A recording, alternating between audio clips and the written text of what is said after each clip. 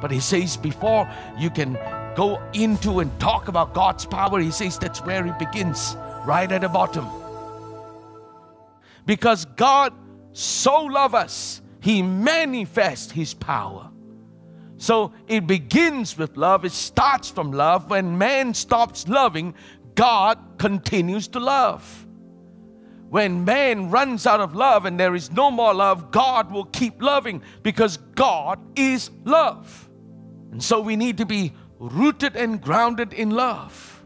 Because in a time like this, when we think that all we need is more power, all we need is more strength, all we need God's might so that we can fight this thing. We need God's power so that with more power we can come up on top.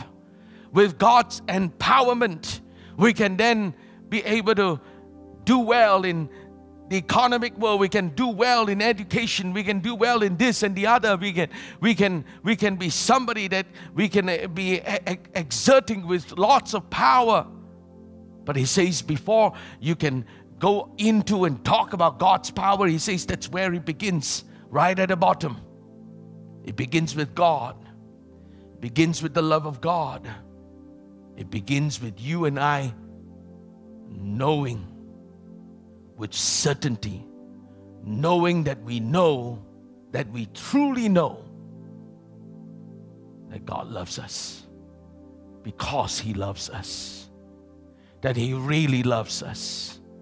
In this time when it's lasted so long and we still have to persevere, we can still declare God loves us. See, when we know that he loves us so much, then no matter what comes that seems so fearful, and no matter what it is that's so threatening out there, we will have the right response, because we'll behave like somebody that has got so loved by God, that he loves me so much that all of these things, they're not going to frighten me. They're not going to steal my joy. They're not going to rob my peace away, because God loves me.